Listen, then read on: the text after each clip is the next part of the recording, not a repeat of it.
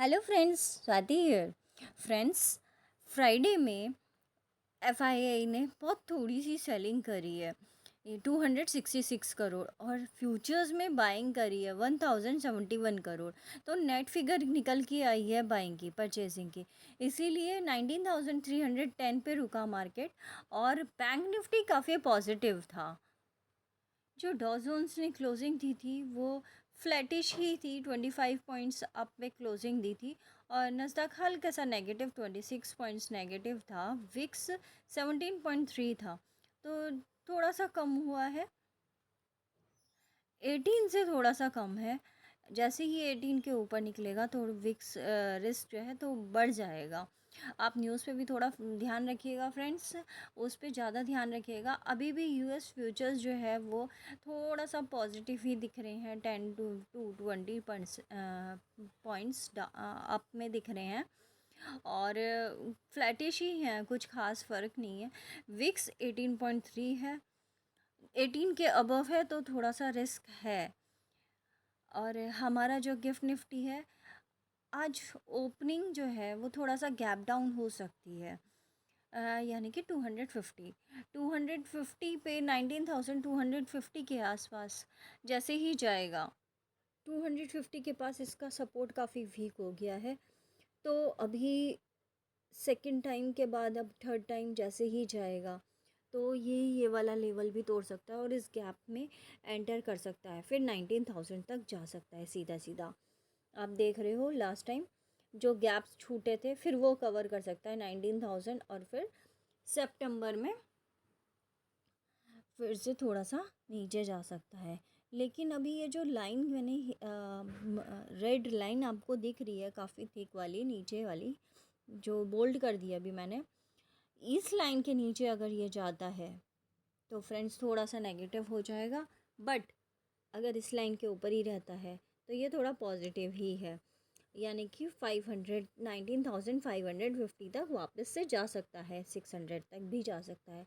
जो आपको ये दो ट्रेंड लाइन दिख रही है, एक तो फ्लैट है और दूसरी आपको ऊपर जाती हुई जो दिख रही है ग्रीन, जो अभी बोल्ड है, तो इस पे ध्यान रखिएगा। इन लेवल को अगर तोड़ता है तो ही कोई और बहुत बड़ा लेवल हमें दिख सकता है। फ़िलहाल कोई ऐसा कुछ खास लेवल दिख नहीं रहा है, ये डेली टाइम फ्रेम पे है।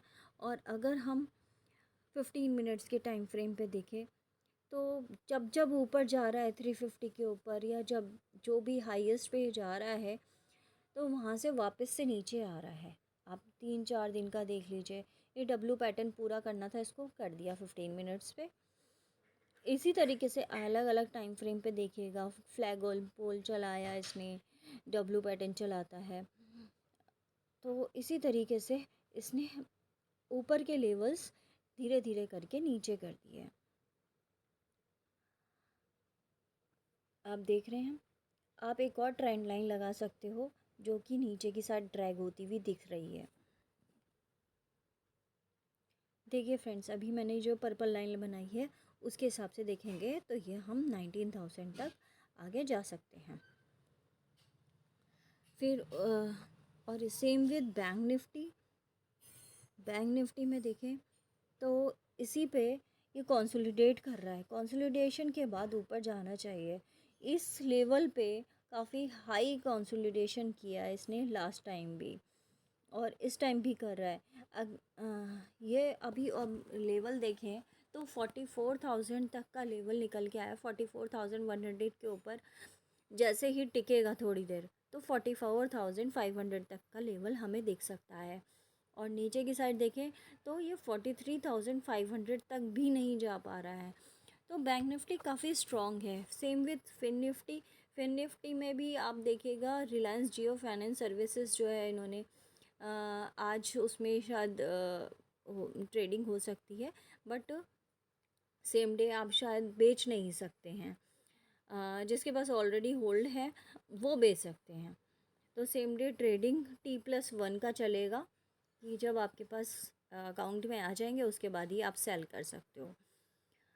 तो इसी तरीके से इसमें भी 19,450 के से लेकर 500 तक का लेवल निकल के आता है। 420 के नीचे जैसे ही जाएगा वो 350 तक जा सकता है, और फिर 300 तक। बट अभी मुझे ऊपर ही दिख रहा है 400 के ऊपर। 420 इनफैक्ट 460 भी नहीं तोड़ रहा है। जैसे ही वो 460 तोड़ेगा, 460 और 450, तो 420 तक जा सकता है। अदरवाइज़ वापस से हम ऊपर की साइड एक बार लेवल देख सकते हैं। 19,000 रेजिस्टेंस है 19,650 पे निफ्टी फिन सर्विसेज में, और सपोर्ट है हमारा 460 पे। और बैंक निफ्टी में भी मैं आपको ऑलरेडी बता चुकी हूँ, बैंकिंग स्टॉक थोड़े से मूव कर सकते हैं आज। अब देखिए, जो HDFC बैंक 1590 पे गया, 1590 पे बहुत बार सपोर्ट ले चुका है, 1590 से काफ़ी बार बाउंस कर चुका है।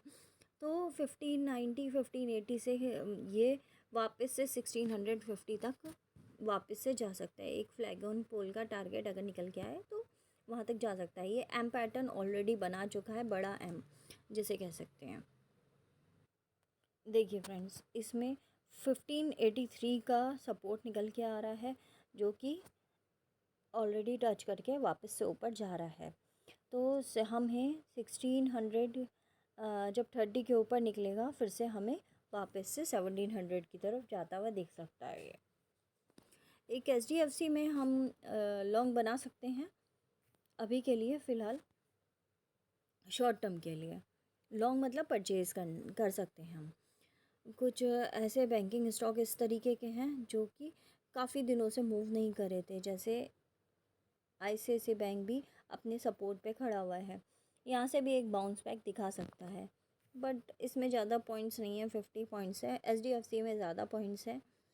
इसी तरीके से आप लेवल्स देख सकते हो।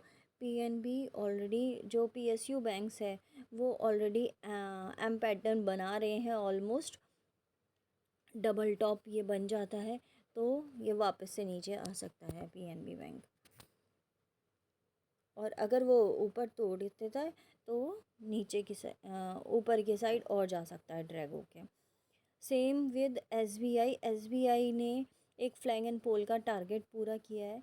अब ये थोड़ा सा ऊपर की साइड जा सकता है, जैसे कि देखा 580 के ऊपर अच्छा खासा ऊपर 600 तक जा सकता है। ठीक है फ्रेंड्स, इसी तरीके से लेवल पे रहिए। IT के स्टॉक्स मत लीजिएगा, IT इतना ज़्यादा रिएक्ट नहीं कर रहा है। रिलायंस ने अच्छा खासा रिएक्ट करा। एशियन पेंट्स और ये पेंट इंडस्ट्री काफ़ी नेगेटिव दिख रही है। फाइनेंस सेक्टर में आज थोड़ा सा पॉजिटिवनेस आ सकती है, बैंकिंग सेक्टर में और फाइनेंस सेक्टर में। उसी को निफ्टी भी ड्रैग कर सकते हैं। निफ्टी भी उसी सेम शेयर्स निफ्टी में भी है, तो वो ट्रैक करके ऊपर आ सकता है। तो फ़िलहाल के लिए थैंक यू।